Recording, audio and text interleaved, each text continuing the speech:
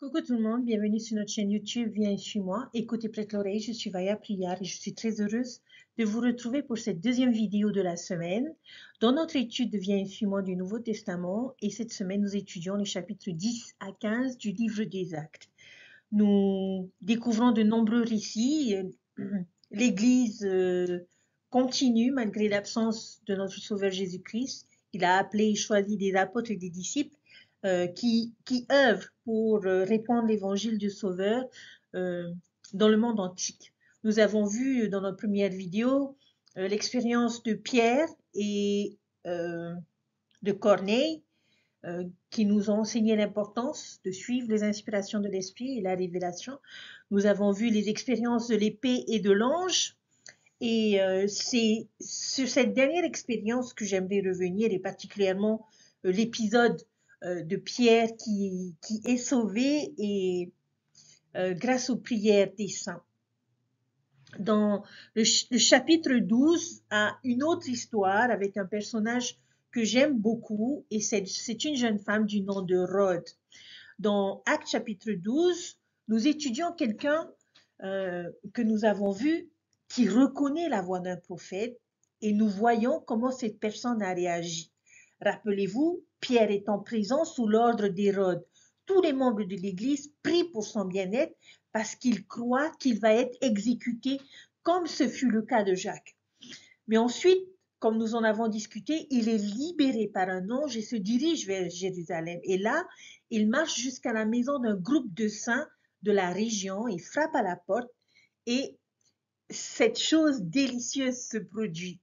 Lorsqu'on regarde au verset 13 de Actes chapitre 12, il frappe à la porte du vestibule et une servante nommée Rhodes s'approcha pour écouter. Elle reconnut la voix de Pierre et dans sa joie, au lieu d'ouvrir, elle courut annoncer que Pierre était devant la porte. Ils lui dirent « Tu es folle », mais elle affirma que la chose était ainsi. Et ils dirent « C'est son ange ». Cependant, Pierre continuait à frapper. Ils ouvrirent et furent étonnés de le voir. Alors que Pierre frappe à la porte et que Pierre fait savoir que c'est lui, Rhodes est tellement excitée et ravie d'entendre la voix du prophète qu'elle oublie de lui ouvrir la porte et le laisse là et court dans la maison pour dire à tout le monde que le prophète est vivant, qu'il est en sécurité, ce qui n'était pas vraiment le cas parce qu'il était encore dans la rue. Mais ils ne la croient pas et ils disent que ce devait être un ange. Pendant ce temps, le pauvre Pierre est toujours debout, là, en train de frapper et ils se disent, eh bien, nous ferions mieux d'aller voir qui c'est de le laisser entrer. Mais j'aime beaucoup la réaction de Rhodes dans cet épisode. Alors, une question que l'on peut se poser, à quoi est-elle un bon exemple pour nous? Elle trouve de la joie à la voix du prophète. Chers frères et sœurs, la voix des prophètes devrait nous inspirer la joie. Est-ce que nous trouvons de la joie dans la voix de nos prophètes? Lorsque la conférence générale arrive, est-ce que nous nous réjouissons ou est-ce que nous murmurons? Lorsque notre prophète parle, est-ce que nous l'écoutons ou est-ce que nous l'ignorons? Lorsqu'un changement de politique difficile est annoncé, est-ce que nous consentons ou est-ce que nous critiquons? Chers frères et sœurs, pour moi, j'aimerais être comme cette merveilleuse jeune femme qui était Rhodes. Je veux être comme elle, tellement excitée au son des voix du prophète que je perds le focus sur tout le reste. Si joyeuse que je cours pour faire savoir aux autres qu'un prophète vivant parle. Et tellement catégorique dans mon affirmation de leur réalité et de leur présence dans ma vie que j'amène les autres à avoir confiance en eux. Chers frères et sœurs, puissions-nous nous réjouir de Rhodes au lieu du malheureux Hérode lorsqu'il s'agit des voix et des enseignements de nos prophètes et de nos apôtres. Nous allons à présent, chers frères et sœurs, faire connaissance avec Paul. Avant de continuer dans Actes chapitre 13 et chapitre 14, j'aimerais nous aider à connaître l'un des personnages les plus importants de la seconde moitié du Nouveau Testament que nous allons étudier. Et cette personne est Paul. Je sais que la semaine dernière, nous avons appris son histoire, l'histoire de sa conversion. Mais ces deux chapitres suivants, que sont les chapitres 13 et 14, commencent à raconter les voyages missionnaires de ce grand homme. Et nous allons passer beaucoup de temps avec Paul au cours des 6 prochains mois. Donc, je pense qu'il nous incombe de comprendre qui il était et d'où il venait. Nous allons donc faire connaissance avec Paul. Tout d'abord, quel était son lieu de naissance? Paul était originaire de la ville de Tars, une ville balnéaire que l'on peut retrouver dans la Turquie moderne. C'était une ville romaine assez importante qui était un important centre de commerce et d'apprentissage. Et il y avait une université à Tars, et je suis sûre que ces choses auraient eu un impact important sur qui deviendrait Paul. Quelle était sa profession? Eh bien, je pense que cela pourrait vous surprendre. Il était un fabricant de tentes de métier. Alors peut-être qu'il agissait dans une entreprise familiale, mais il s'agissait plus que probablement d'une entreprise prospère, parce que certaines choses dans la vie de Paul suggéraient qu'il appartenait à une famille aisée. L'une de ces preuves ferait partie de la réponse à notre prochaine question qui est: qui était son professeur? Paul a été éduqué par un rabbin très célèbre et un pharisien juif nommé Gamaliel. Nous avons parlé un peu de Gamaliel l'autre semaine. C'est celui qui a offert la grande solution au problème chrétien à la direction juive qui était de la laisser tranquille. Et si c'était faux, cela finirait par être réduit à néant, mais si c'était vrai, alors à quoi cela servirait-il de lutter contre Dieu? C'est qui était le professeur de Paul. Et donc, Paul avait été envoyé à Jérusalem pour être éduqué par cette figure importante et cela suggérait qu'il appartenait à la classe supérieure au sein de la communauté juive. Quelle langue parlait Paul? Eh bien, Paul parlait à la fois le grec et l'hébreu, ce qui le rendait particulièrement qualifié pour être un missionnaire de l'Église. Il parlait la langue des Juifs, mais aussi la langue des gentils. Quelle était sa nationalité? Il était un citoyen romain de naissance, et cela va s'avérer être un facteur important dans son succès en tant que missionnaire. Comment exactement ses parents ont pu acquérir ce privilège est un peu un mystère. Mais à l'époque, vous pouviez acheter la citoyenneté romaine, mais vous deviez être assez riche pour pouvoir le faire parce que c'était assez cher. Mais c'était un avantage significatif pour Paul qui serait utile à plusieurs reprises et qui lui donnerait des opportunités que les autres apôtres n'avaient tout simplement pas. Cela va également lui sauver la vie plusieurs fois. Quelle était son éducation religieuse? Bien sûr, Paul était juif, mais plus précisément, il a été élevé comme un pharisien, une secte ou un parti religieux parmi les juifs qui se vantaient de leur stricte observance de la loi mosaïque, ce qui peut expliquer son dédain et sa haine originelle pour les chrétiens avant qu'il ne devienne lui-même. Et puis, il y a cette référence un peu mystérieuse dans 2 Corinthiens chapitre 12 au verset 7 et 8 qui nous enseigne, ces versets nous disent qu'il avait une sorte d'écharde dans la chair. Ce qui signifie simplement qu'il y avait quelque chose dans l'apparence, la santé ou la stature physique de Paul qui était difficile pour lui. Si difficile en fait qu'il a prié pour que le Seigneur le lui retire, quel qu'il soit. Maintenant, nous n'avons pas de détails, nous ne savons pas ce que c'était, mais nous savons qu'il a lutté contre une maladie particulière.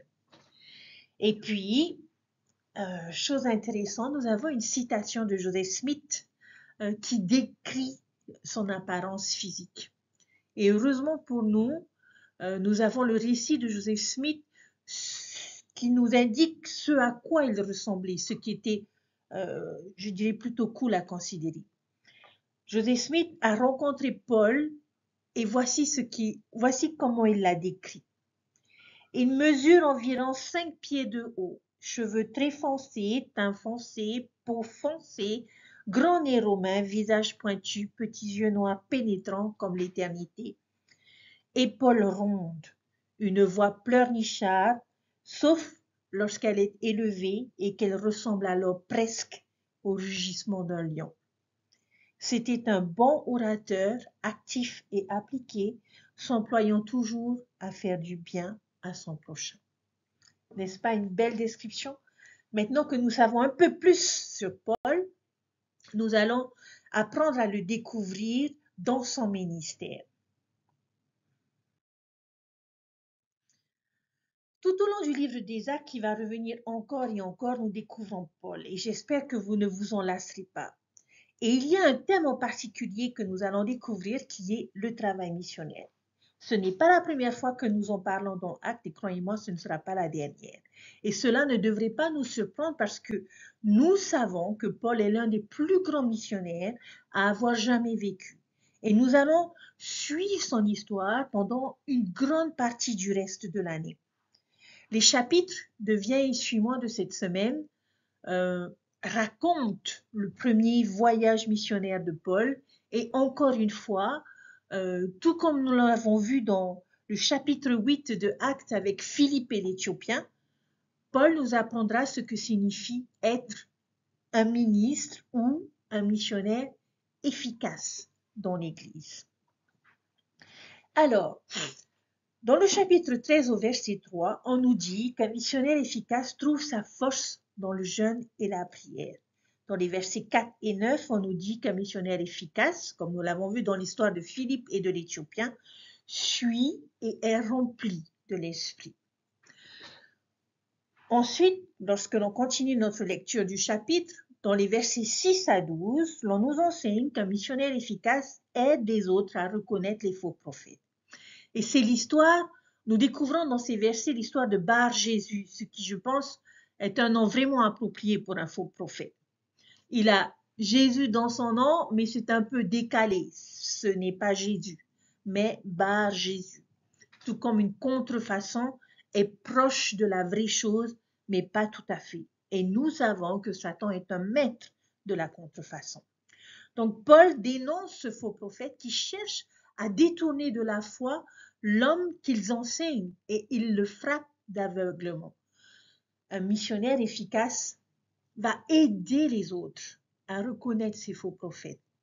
Chers frères et sœurs, de nos jours, les médias regorgent de faux prophètes. Et je caractériserai de nombreuses personnalités de la musique, du cinéma, du sport, de la politique et intellectuelle de notre société comme de faux prophètes. Alors faisons attention à qui nous écoutons et qui nous suivons. Mais quiconque cherche à nous détourner des paroles et des conseils de nos vrais prophètes est un faux prophète. Et je pense qu'il est également approprié que la cécité en soit la conséquence. Les faux prophètes sont vraiment aveugles à la lumière et à la vérité de Dieu et nous rendent aveugles à cette lumière et à cette vérité. Dans les versets 33 à 37, un missionnaire efficace connaît les Écritures et enseigne à partir d'elles.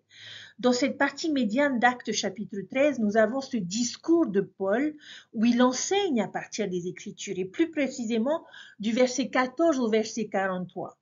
Et il est évident que lorsque vous lisez ces versets, nous pouvons voir que Paul a une réelle maîtrise des Écritures, qu'il les a étudiées, qu'il les comprend et qu'il sait comment les enseigner.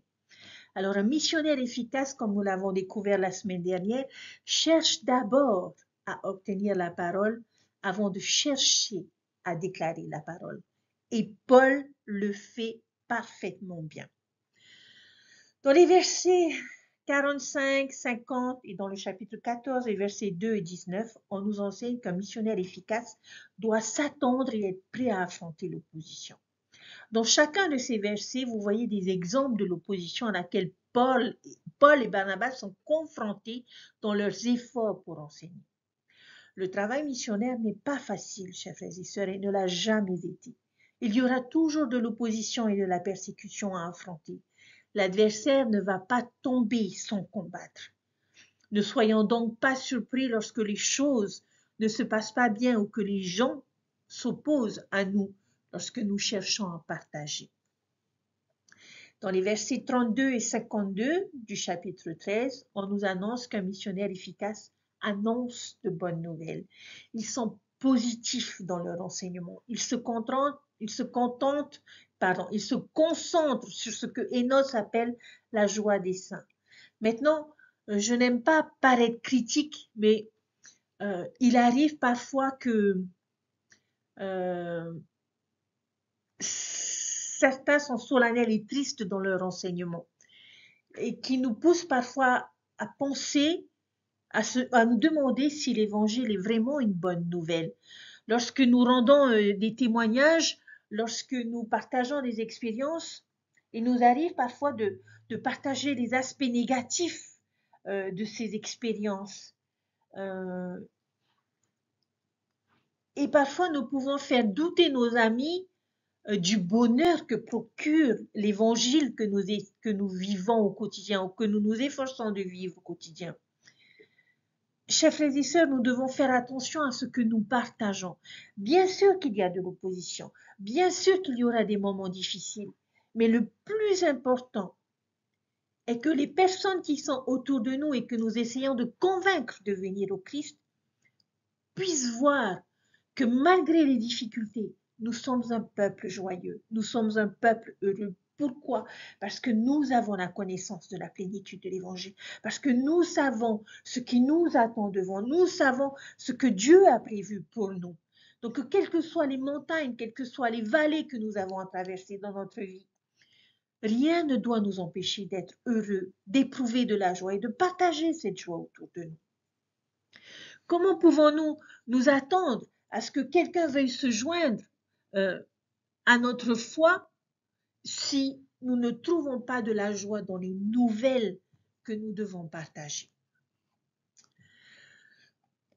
On continue de découvrir ce qu'est un missionnaire efficace. Au chapitre 14, au verset 3, et j'aime beaucoup ce verset qui dit « Longtemps donc ils demeurèrent parlant avec assurance dans le Seigneur, qui rendait témoignage à la parole de sa grâce, et accordait que des signes et des prodiges soient accomplis par leurs mains. » Un missionnaire efficace parle avec audace et donne son témoignage de la parole de grâce. Nous devons être audacieux dans nos efforts pour pouvoir partager l'Évangile. Cela ne veut pas dire que nous devons être insistants, agressifs ou abrupts dans nos invitations. Non, bien au contraire. Mais il nous faut construire des relations de confiance, faire preuve de patience, comprendre que la conversion prend souvent du temps. Mais il y a un temps pour l'audace. À un moment donné, nous devons avoir le courage de parler, d'inviter, de défier et de dire et partager ce que nous avons à partager. Dans les versets 8 à 10, Paul guérit un homme infirme. Par conséquent, un missionnaire cherche à guérir les autres. Et cela peut être aussi bien par les bénédictions de la prêtrise que par la guérison spirituelle. Nos missionnaires aident les autres à se tenir sur leurs deux pieds de la foi. Au chapitre 14, dans les versets 11 à 18, on nous dit qu'un missionnaire efficace est humble et rend gloire à Dieu. Après que Paul ait guéri l'homme estropié, les habitants de la ville pensent que lui et son compagnon sont des dieux et ils sont sur le point de leur offrir des sacrifices. Maintenant, essayez de vous imaginer à ce que la personne moyenne pourrait faire dans cette situation. Elle pourrait se dire « Waouh, ces gens pensent que je suis un dieu, que je pourrais peut-être en profiter. » Mais Paul ne voulait pas que l'accent soit mis sur lui. Alors, il écrase rapidement cette idée et les dirige vers Dieu. Il leur dit « Mes frères, pourquoi est-ce que vous faites ces choses? Nous sommes aussi des hommes de passion similaire avec vous et nous prêchons que vous devriez vous détourner de ces vanités vers le Dieu vivant qui a fait le ciel et la terre et la mer et tout ce qui s'y trouve. » Dans les versets 19 à 22, on nous dit qu'un missionnaire efficace est déterminé et persévérant. Et je pense que ce sont des qualités qui ne sont pas toujours faciles à avoir. Euh,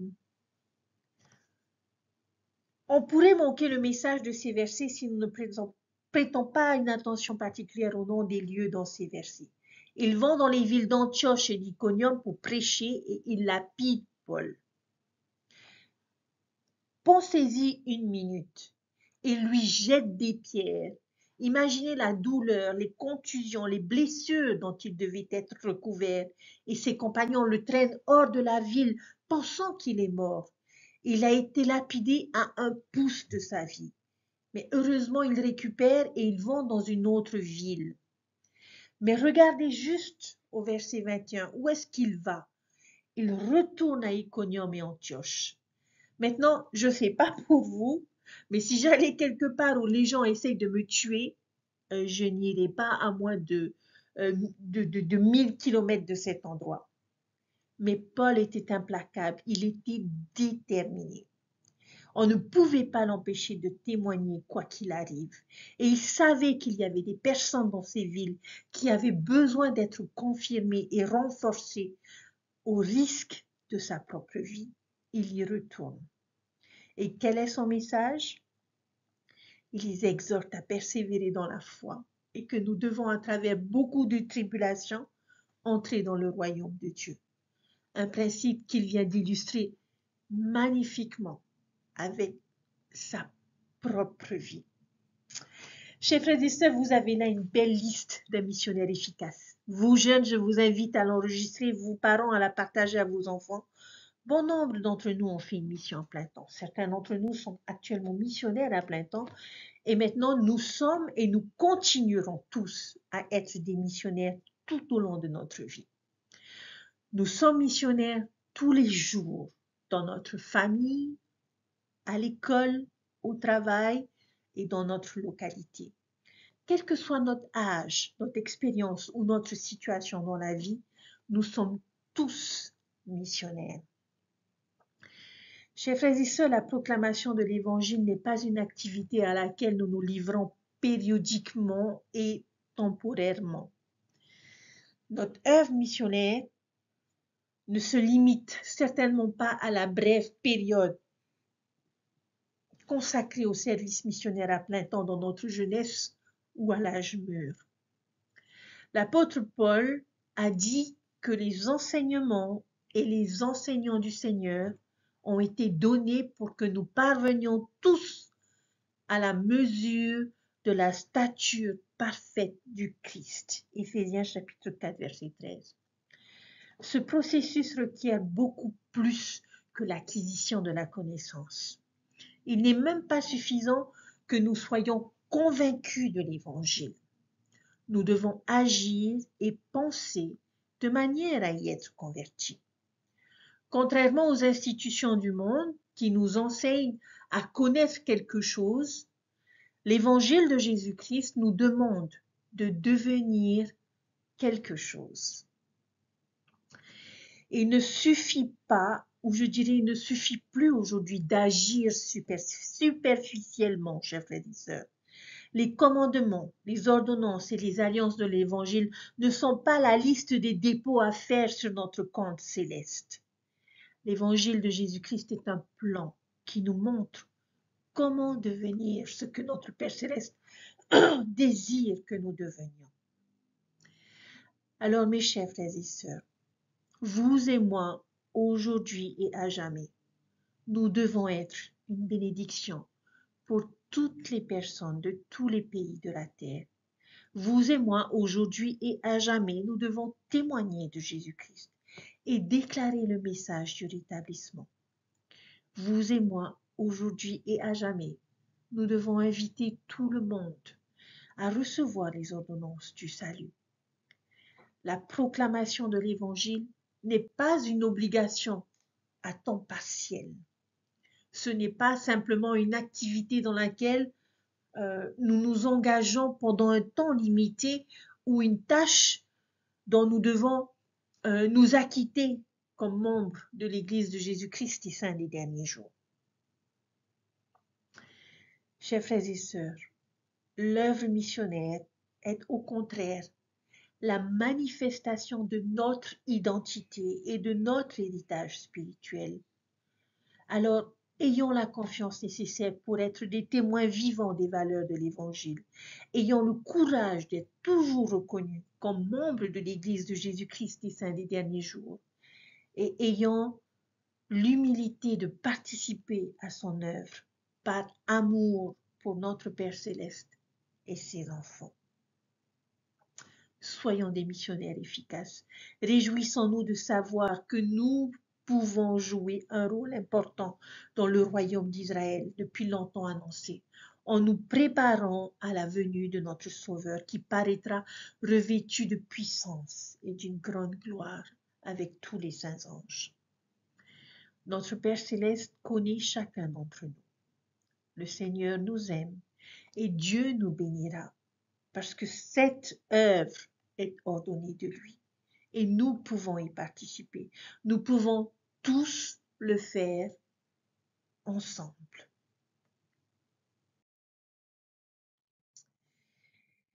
Il y a un dernier point que je voulais partager avec vous qui se trouve dans notre dernier chapitre de notre étude de cette semaine, qui est le chapitre 15. Ce chapitre décrit un problème spécifique que l'Église primitive va rencontrer à ce stade. Il décrit ce que nous pourrions appeler la première conférence générale de l'Église qui s'est tenue à Jérusalem, où tous les dirigeants s'étaient réunis pour discuter des questions de l'Église. Ensemble, ils vont chercher une solution à un certain problème. Quel est ce problème? Nous le découvrons dans les versets 1 et 2 du chapitre 15. Certains membres de l'Église insistaient sur le fait que si l'on n'était pas circoncis à la manière de Moïse, on ne pouvait pas être sauvé. Qu'est-ce que cela signifie? Eh bien, avec l'annonce que les gentils seraient désormais acceptés dans l'Église, certains membres juifs de l'Église pensaient qu'avant de pouvoir devenir un bon chrétien, eh bien, vous deviez d'abord devenir un bon juif. Et il disait que les gentils devaient d'abord être circoncis avant de pouvoir rejoindre l'Église. Et sans entrer dans les détails de la circoncision, nous pouvons imaginer que ces hommes adultes, probablement pour la plupart d'entre eux, gentils, ne sont pas très enthousiastes à cette idée. Et leur logique était en quelque sorte celle-ci. Ils ont estimé que puisque tous les premiers chrétiens étaient d'abord des juifs, eh bien, qu'un gentil devait d'abord devenir juif. Alors, il pourrait devenir chrétien. Alors qu'il y avait d'autres personnes qui disaient non, vous n'avez pas à faire ce pas intermédiaire. Vous pouvez aller directement et devenir chrétien en tant que gentil.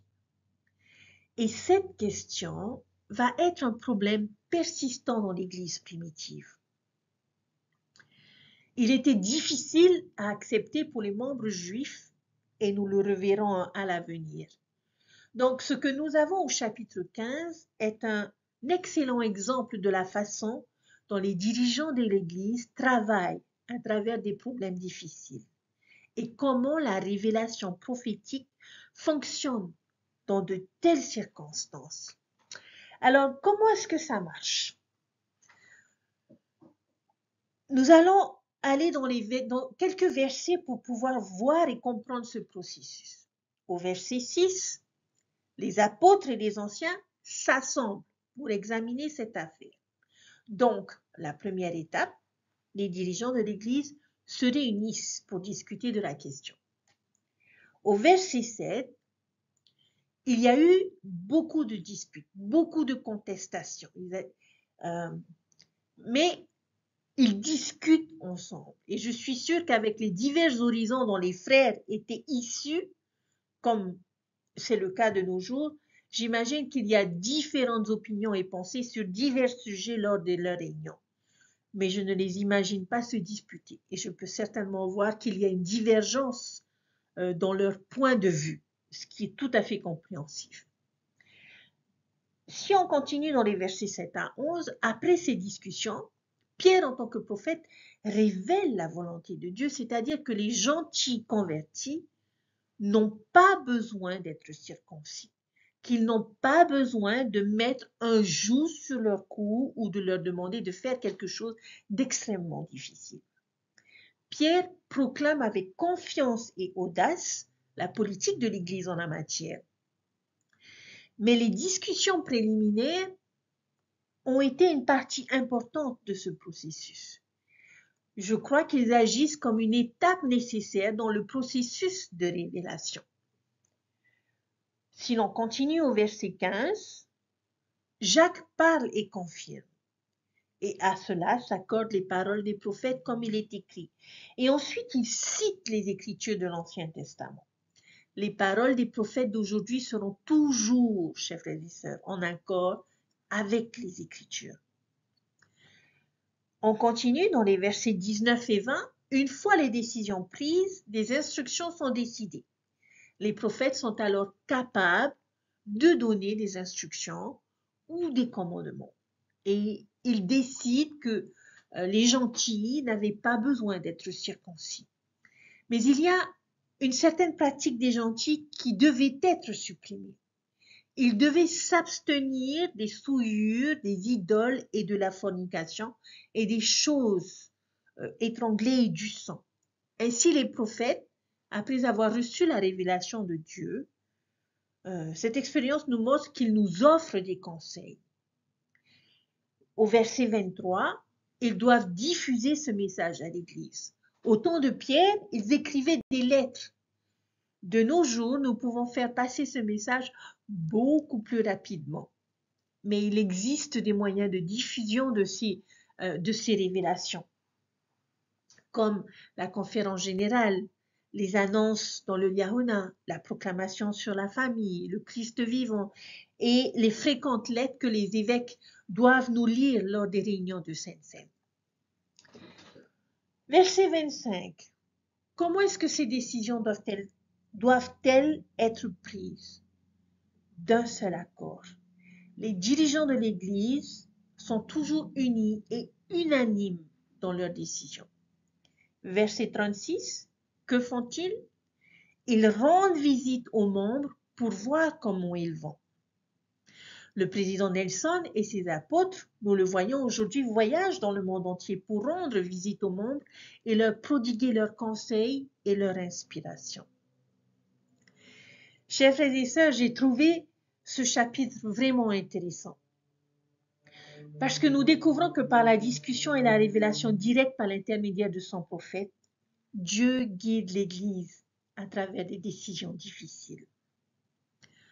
Est-ce que vous pouvez penser à des exemples de certaines décisions majeures qui ont été prises récemment dans l'Église et qui sont probablement le résultat d'un modèle comme celui que nous découvrons dans le chapitre 15 du livre des Actes?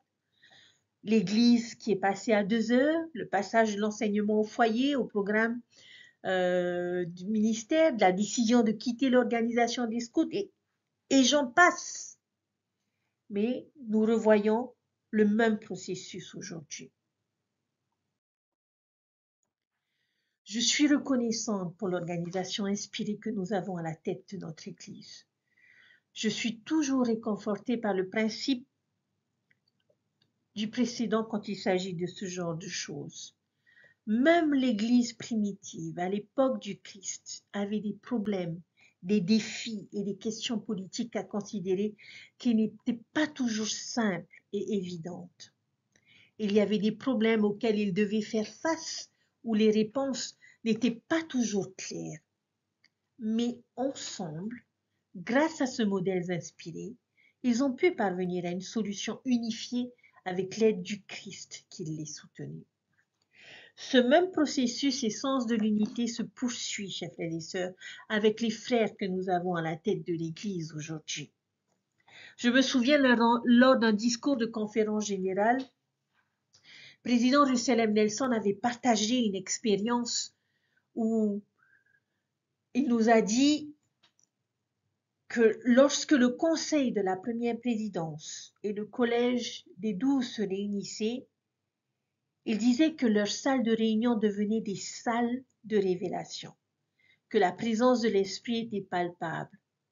Et lorsqu'ils étaient aux prises avec des sujets complexes, il se produisait un processus qui les remplissait tandis que chaque apôtre exprimait librement ses idées et son point de vue. Il avait dit également qu'au début, leur point de vue pouvait diverger, mais qu'ils finissaient toujours par trouver un accord et par être en mesure d'être unis dans une décision, dans un but et dans un objectif. Chaque fois qu'ils se réunissaient au début, leur point de vue pouvait diverger, mais l'amour qu'ils éprouvaient les uns pour les autres était constant. Leur unité leur permettait de discerner la volonté du Seigneur pour son Église. Et dans leur réunion, ce n'était jamais la majorité qui l'emportait. Une prière dans le cœur, ils s'écoutaient et ils parlaient ensemble jusqu'à ce qu'ils étaient unis. Et ensuite, lorsqu'ils étaient tous parfaitement d'accord, l'influence unificatrice du Saint-Esprit leur donnait des frissons. Nous ressentons ce que Joseph Smith, le prophète, savait lorsqu'il a enseigné. Par l'unité, nous obtenons du pouvoir auprès de Dieu. Chers frères et sœurs, je suis persuadée qu'aucun membre de la première présidence ou du collège des 12 ne se fierait jamais à son propre jugement personnel pour prendre des décisions pour l'Église du Seigneur. Comment pouvons-nous devenir les hommes et les femmes, les serviteurs chrétiens dont le Seigneur a besoin?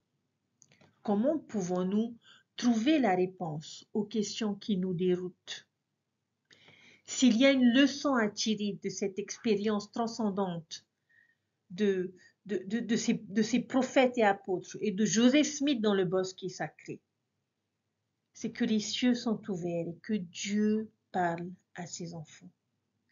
Joseph Smith, le prophète, nous a montré un modèle à suivre pour trouver la réponse à nos questions. Poussé par la promesse qu'il a trouvée dans Jacques chapitre 1 verset 5, selon laquelle si nous manquons de sagesse, nous pouvons la demander à Dieu. Le jeune Joseph a présenté sa question directement à notre Père céleste. Il a recherché la révélation personnelle et sa quête a ouvert la dernière dispensation. De la même manière, que va nous ouvrir notre quête personnelle? De quelle sagesse manquons-nous? Qu'avons-nous besoin de savoir ou de comprendre de manière urgente? Chers frères et sœurs, puissions-nous suivre l'exemple de Joseph, l'exemple de nos prophètes et de nos apôtres. Trouvons un endroit tranquille où nous pouvons nous rendre régulièrement. Humilions-nous devant Dieu, épanchons notre cœur à notre Père céleste et tournons-nous vers lui pour trouver des réponses et du réconfort. Puissions-nous prier au nom de Jésus-Christ pour nos soucis, nos craintes, nos faiblesses, pour les aspirations même de notre cœur. Et ensuite, écoutons, notons les pensées qui nous viennent à l'esprit, notons nos sentiments et faisons ce que nous sommes poussés à faire. En répétant ce processus jour après jour, mois après mois, année après année, nous progresserons dans le principe de la révélation. Bien sûr qu'il peut y avoir des moments où nous avons l'impression que les cieux sont fermés. Mais je vous témoigne que si nous continuons d'être obéissants et d'exprimer de la reconnaissance pour chaque bénédiction que le Seigneur nous accorde, et si nous honorons patiemment le calendrier de notre Père céleste, nous obtiendrons la connaissance et la compréhension que nous recherchons. Toutes les bénédictions que le Seigneur a en réserve pour nous, et même des miracles arriveront. C'est ce que la révélation personnelle nous offrira. Notre prophète, Russell Nelson, nous a invités à accroître notre capacité spirituelle de recevoir la révélation. Décidons de faire l'effort spirituel requis pour bénéficier du don du Saint-Esprit et pour entendre la voix de l'Esprit plus fréquemment et plus clairement. Nous n'avons pas besoin de nous demander ce qui est vrai. Nous n'avons pas besoin de nous demander à qui nous pouvons réellement faire confiance. Par la révélation personnelle, chers frères et sœurs, nous pourrons recevoir notre propre témoignage que le livre de Mormon est la parole de Dieu, que Joseph Smith est un prophète et que cette Église est celle du Seigneur. Quoi que d'autres personnes puissent dire ou faire, personne ne pourra jamais vous enlever un témoignage rendu à votre cœur et à votre esprit de ce qui est vrai. Je nous exhorte à repousser les limites de notre capacité spirituelle actuelle de recevoir la révélation personnelle. Car le Seigneur a promis, si tu le recherches, tu recevras révélation sur révélation, connaissance sur connaissance, afin que tu connaisses les mystères et les choses paisibles, ce qui apporte la joie, ce qui apporte la vie éternelle. Chers frères et sœurs, je sais que Dieu vit et je sais qu'il parle à notre prophète Russell M. Nelson pour nous guider en ces derniers jours. Je sais qu'il est conscient de nos besoins, qu'il est conscient de nos questions, de nos doutes et de nos craintes, et qu'il est en mesure de nous parler à nous aussi, individuellement et personnellement, à travers la révélation personnelle, si nous le recherchons. Je sais que le président Russell M. Nelson est un prophète de Dieu et qu'il nous guide, qu'il a été choisi pour nous guider en ces derniers jours. Je sais que la première présidence et le collège des apôtres sont des voyants et des révélateurs et des prophètes. Et je sais qu'elle cherche à connaître la volonté de notre Père Céleste pour pouvoir nous donner les bonnes directives et les bons enseignements qui nous ramèneront un jour auprès de notre Père Céleste et de notre Sauveur Jésus-Christ. Je nous invite à méditer sur ces merveilleux enseignements de cette semaine. Quelle que soit l'opposition, soyons des missionnaires efficaces. Quels que soient nos doutes, suivons la révélation et les inspirations de Dieu et ne nous égarerons jamais. Dieu vit et Dieu nous aime, nous sommes ses enfants et il a soin de chacun d'entre nous. Puissions-nous chaque jour nous tourner vers lui, humblement, sincèrement, et il nous guidera. Et je vous laisse toutes ces choses au nom de Jésus-Christ. Amen. Je vous souhaite un bon week-end, chers frères et sœurs, et je vous dis à la semaine prochaine pour de nouvelles aventures. Prenez soin de vous. Bye.